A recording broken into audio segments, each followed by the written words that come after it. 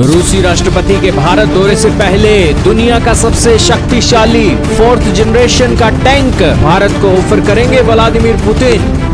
T-14 tank Bharat में ही बनेंगे।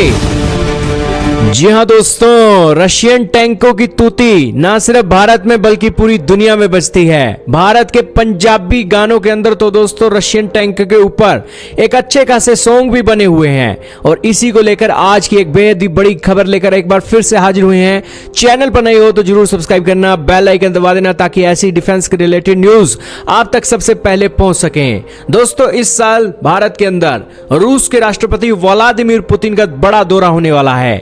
यह दौरा इसलिए खास हो जाता है क्योंकि रूस अपने कटिंग एज हथियार भारत को बेचने के लिए तैयार है। यूक्रेन युद्ध शुरू होने के बाद यह पहला ऐसा दौरा हो रहा है जिसके अंदर रूस ने भारत को अपना स्टिल्थ फाइटर जेट भारत में बनाने का प्रस्ताव दिया है और इसी बीच अब खुलासा हो रहा है कि रूस भारत में अपने आधुनिक टैंक T-14 अरमाटा को बनाने के लिए भी तैयार हो गया है। दोस्तों, ये जो T-14 अरमाटा टैंक है इसे दुनिया के सबसे शक्तिशाली टैंकों की लिस्ट में रखा जाता है।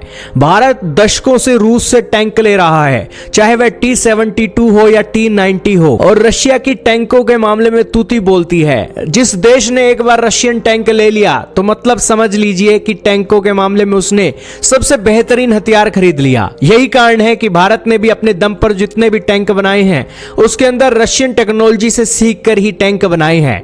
और ये जो रशिया का T-14 अरमाटा टैंक है इसे 2014 में डिजाइन किया गया, 2015 में पहला इसकी लॉन्चिंग हुई और रशिया ने ये T-14 टैंक करीब 2300 की संख्या में बनाने का प्लान बना रखा है।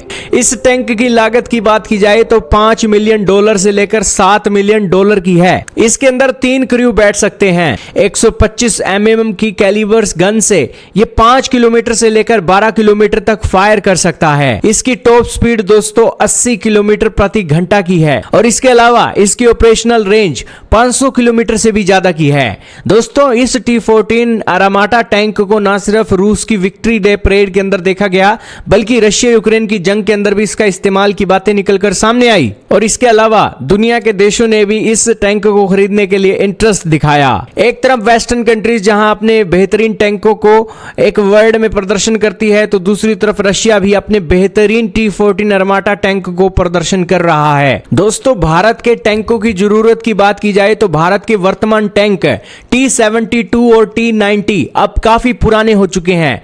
आधुनिक पीढ़ी के टैंक की आज के समय में सख्त जरूरत है क्योंकि आजकल मॉडर्न जमाना जो है एक ड्रोन वॉरफेयर का है और चीन और पाकिस्तान के बीच अभी जो फिलहाल की जंग चली थी उसके अंदर ड्रोन ही आपको देखने को मिले थे। भारत के अंदर अभी जो T-72 टैंक चल रहा है दोस्तों ये 40 साल से भी ज्यादा पुराना है, तो इससे आप अंदाजा लगा सकते हो कि हमें T-14 अरमाटा टैंक की कितनी ज्यादा जरूरत है।